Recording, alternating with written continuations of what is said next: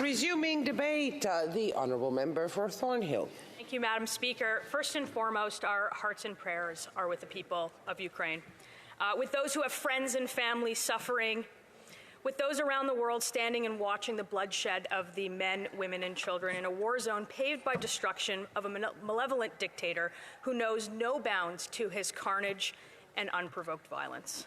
And to those in my own community, those who have at the beginning joined in prayers in churches, in synagogues, in mosques, in gurdwaras, and everything in between, to the now countless organizations raising money and sending goods directly to the people of Ukraine, helped by the spirit of generosity of so many who just want to help, like St. Vladimir Ukrainian Catholic Church in Thornhill, or the countless efforts by Chabad Lubavitch in sending help, load by load, matched further by dollar for dollar donations by the kindness of community members who want to go the extra mile. I'm going to take a moment to get a little bit personal in this House and speak to those who have been misinformed, those who have succumbed to the propaganda and the blatant lies espoused by the Kremlin. I'm a first-generation Canadian.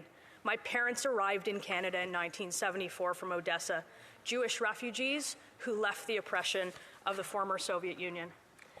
And Putin's regime had persisted with this narrative of a neo-Nazi government oppressing Russian speakers, despite the fact that President Zelensky's native language is Russian, despite the fact that he himself is Jewish. And it's an absolute perversion of facts.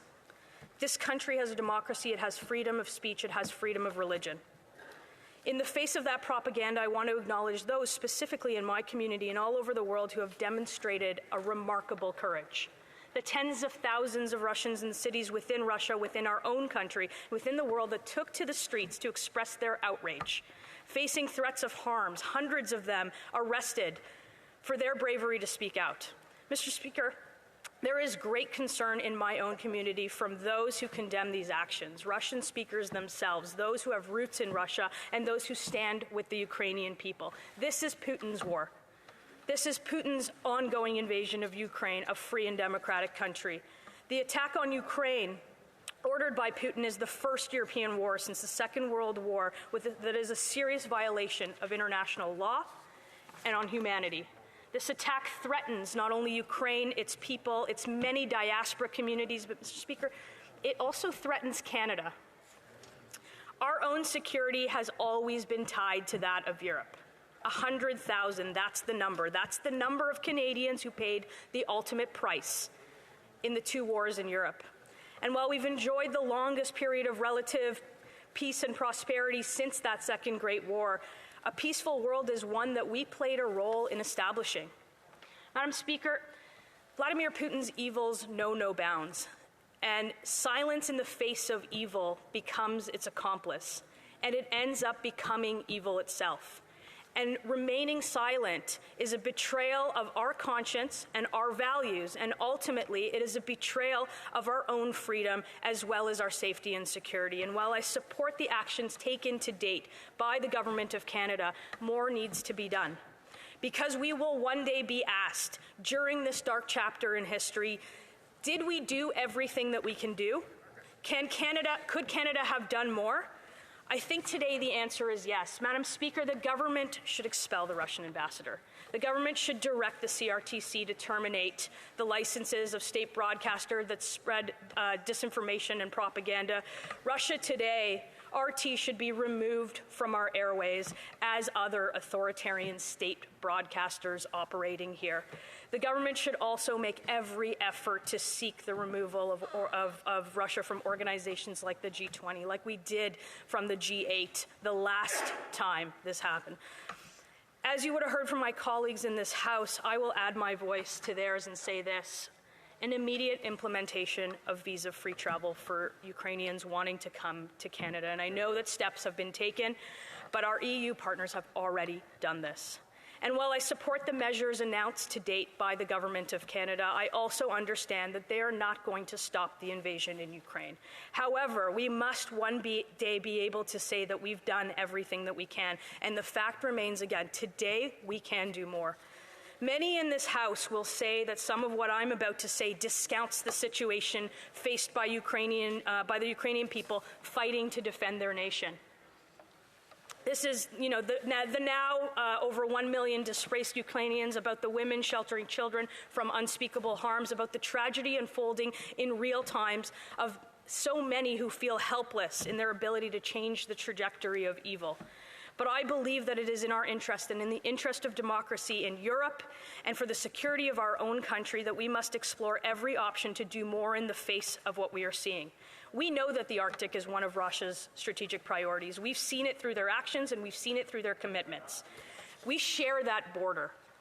And now, more than any other time, we must commit to our own security in the wake of destabilization in Europe. We need a plan and we need a renewed commitment to take this seriously.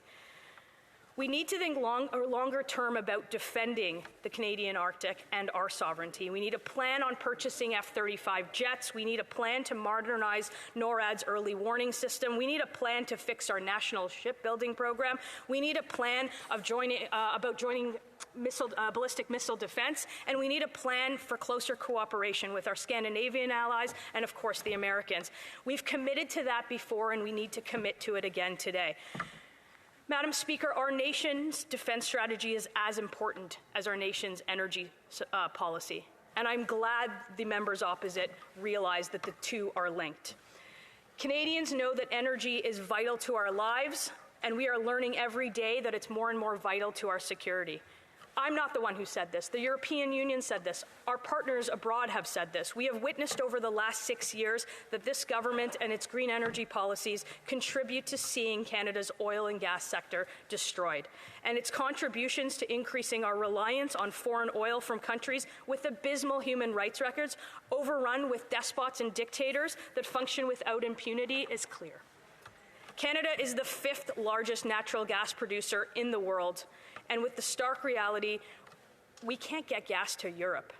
We don't have the infrastructure. We can't get pipelines built. Getting resources to Atlantic tidewater is vital to our economy. It's vital to our environmental goals, and it's vital to our own security. Because we can be the source of security for European democracies today, and that matters.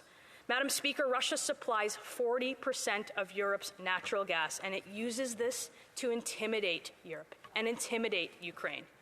And that matters. And it matters because of their constant threat to cut off that supply that provides warmth in the winter and economic activity throughout the year and stability to hundreds of millions of people. Without it, we will most certainly see a crisis in Europe, a crisis for the economy and a crisis for their entire continent. Canada has the resources to ensure that this is not going to happen, and we must take these threats seriously. The world changed last week, and I see that I'm running out of time, Madam Speaker. I want to end by saying, for the people of Ukraine facing war, for the millions of Canadians of Ukrainian heritage who see their roots under attack, for international rules-based order, for our own security, Canada's official opposition will continue, as we have been proud to do everything that we can to ensure that Canada steps up and does its part. That starts with treating our energy security as a priority. Putin's attack is not only an attack on Ukraine, and I'm glad my colleagues agree. It's a grave threat to global peace and security and democracy and our collective safety and security.